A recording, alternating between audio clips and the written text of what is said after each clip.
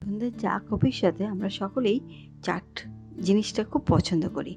তাই আজকে যে চাটটা তৈরি করব 3 রকম ফ্লেভারে তৈরি করব। বাচ্চা থেকে বয়স্ক সকলেই আশা করি ভালো লাগবে। চলুন রেসিপিটা দেখে নিন। এখানে আমি 1 বাটি সুইট কর্ন নিয়েছি। বাটির মেজারমেন্টটা করে নেওয়া খুবই দরকার। সুইট কর্নটা দিয়ে দিলাম আমি কড়াইতে। এবার ওই একই বাটির 1/3 কাপ বাটির জল দেব। একটু নুন দিয়ে দিলাম আর একটু চিনি দিয়ে দিলাম। এবার আমি চাপা দিয়ে লো হিটে 10 মিনিট এটাকে বয়েল হতে দেব। বয়েল হয়ে গেছে, দেখুন সুইট কর্নের কালারটা চেঞ্জ হয়ে গেছে, এটা আমার সিদ্ধ হয়ে গেছে। এবার আমি গ্যাস অফ করে দেব। এবার একটা বলে 1 হাতা সুইট কর্ন নিয়ে নিলাম, তারপরে একটু বাটার দিয়ে দিলাম। এবার একটু লাল লঙ্কার গুঁড়ো দিয়ে দিলাম, গোলমরিচের গুঁড়ো দিয়ে দিলাম আর সামান্য একটু বিট নুন দিয়ে দিলাম। নুন দিয়ে সিদ্ধ করেছি, বিট নুনটা বুঝে দেবেন। এরপরে আমি এর মধ্যে একটু মেয়োনিজ দিয়ে দিলাম।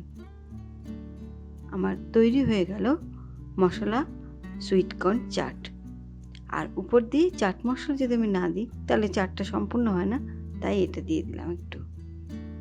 আমার তৈরি হয়ে গেল প্রথম চাটটা।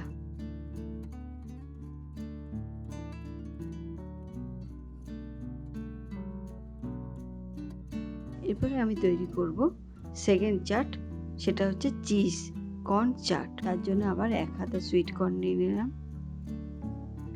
এর মধ্যে একটু বাটার দিয়ে দিলাম, একটু বিট নুন দিয়ে দিলাম, অরিগানো দিয়ে দিলাম, একটু চিলি ফ্লেক্স দিয়ে দিলাম আর মেয়োনিজ। এরপরে একটু চিজ গ্রেট করে এর মধ্যে দিয়ে দেবো। এটার ফ্লেভারটা একদম অন্যরকম হবে, বাচ্চারা খেতে খুবই পছন্দ করবে। বাচ্চাদের ক্ষেত্রে চিলি ফ্লেক্সটা দেবেন না।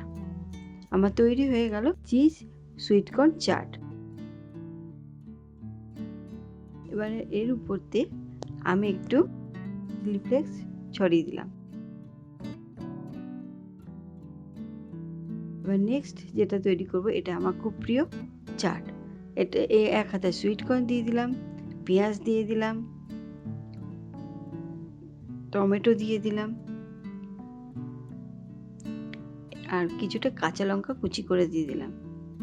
ঝালটা যে যার আন্দাজ মতো দেবেন।